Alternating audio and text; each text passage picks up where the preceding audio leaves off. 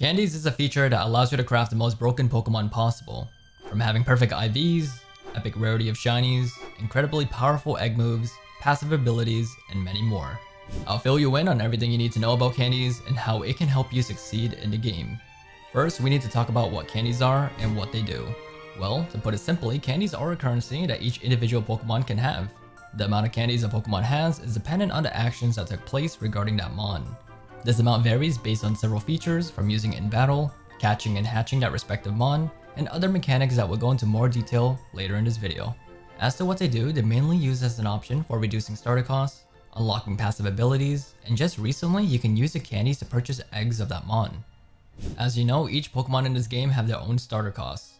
With candies, you can reduce the cost of that Mon twice, lowering it down by 2. Another option is unlocking a passive ability of a Pokemon. This is one of my favorite features in this game, and the devs did a fantastic job at implementing this mechanic. Each Pokemon has their own unique passive ability that can be toggled on or off when selecting your starter. The unlock is permanent and is stacked on top of your normal ability as well. So after unlocking a Pokemon's passive ability, you gain access to another option to purchase an egg relative to that Pokemon. This is an amazing mechanic that was introduced to the game to help players obtain the perfect Pokemon. These eggs have increased odds of better IVs, more abilities, shiny variants, and the egg moves that you're missing. It's an incredibly optimal way for completionists to target what they need. Yes! Okay, we got Dragon Energy. I'm happy with that, honestly. Here's a table to use as a reference for starter reduction.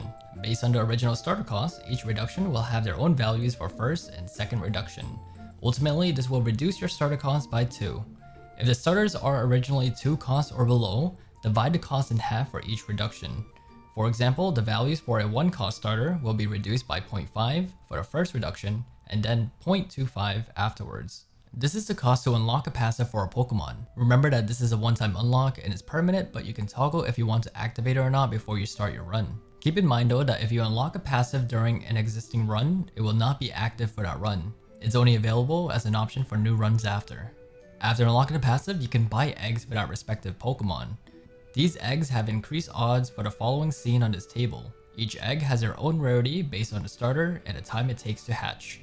Alright, now that you know what candies are and what they do, let's talk about how you can obtain them. The first and most common way is by battling. Using a Pokemon in battle increases that Pokemon's friendship.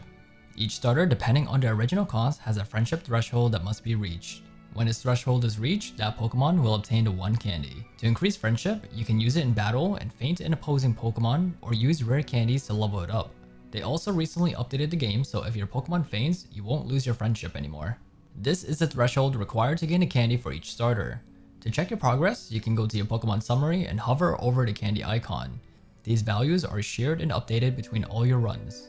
When it comes to battling, there are values to how many Mons your starter must defeat in order to obtain a candy. Both classic and daily runs have the values reduced by 2, while endless has it set to 1. Let's take Manaphy for example. As a 7 cost Mon. If I were to use this in endless, Manaphy would need to defeat 140 Mons to earn 1 candy. Take a look at the parentheses. These are the values required during classic and daily runs. If I were to use Manaphy in those game modes, it would be 70 instead of 140. Suit Bells are a held item that you can obtain in the Rogue Tier category in the reward shop. A Pokemon holding this item will reduce the amount required to faint a Pokemon. Each Pokemon can hold up to 3 Suit Bells and the reduction is based on how many you have held. For example, if I use Manaphy in Endless, it would require 140 faints to gain 1 candy. If it holds 1 Suit Bell, then it would now be reduced down to 94, 70 for 2 Suit Bells, and lastly 56 with 3 Suit Bells held. I get asked a lot of questions whether it's better to farm candies in classic or endless. Personally for me, I advocate for endless because it's more relaxing. You have peace of mind by blitzing through all the floors and building up your starter without having to worry much about trainer battles or core mechanics. As you continue to progress, you can obtain the held items that you need, making fights and obtaining candies more linear. Remember that this is completely subjective and you should just do whatever works best for you. Another way of obtaining candies is to either catch or hatch that specific Pokemon. This is more of a passive way to obtaining candies, but I consider it the easiest way, which is why it's my favorite way of doing it. First, let us discuss catching. When you catch a Pokemon, it will net you 1 candy for that Mon. Depending if that Pokemon is shiny, will increase those odds. That means a normal shiny will give you 5 candies, a rare shiny will give you 10, and an epic shiny will give you 20. Another thing to take into account is if the Mon that you just caught was a boss Pokemon, as an added bonus, this will increase those calculations 2 times. That means a non-shiny boss is 2 candies, a normal shiny boss is 10, a rare shiny boss is 20, and an epic shiny boss is 40 candies. Now that's a lot of candies. This is also the most optimal way of getting candies for legendaries since they have the highest friendship threshold for battling. A more passive way to obtaining candies is to hatch Pokemon. Use the egg vouchers that you acquired from playing the game and use them in a gacha. Most people opt for the shiny up machine, which gives an increased odds of hatching a shiny Pokemon from an egg. Hatching a Mon will give you 2 candies. If that Mon that was hatched is a shiny, it will give you 5 candies. Different variants like rare will give you 10 and 20 candies for an epic. As a completionist, when you're at the end game, you can use these methods and unlock everything you need for a Pokemon. Since you can purchase eggs after unlocking a passive, those eggs will have an increased odds for better IVs, hidden abilities, increased chance of shinies, and even rare egg moves. The best part is, hatching those same eggs that you just purchased will give you candies back. For those that are struggling with Classic, there's a lot of factors to take into account. Your tactics, your knowledge, your team, and mostly RNG. Maining a Mon and obtaining candies to unlock its full potential can do so much for your runs. If you watch any of my videos, you know that I do a lot of challenge runs and especially starter spotlights to show just how broken any Pokemon can be. The devs designed this game to have abilities and egg moves synergize with each other for unique builds. Let's take a look at some examples. The first one I want to bring your attention to is Aipom and Ambipom.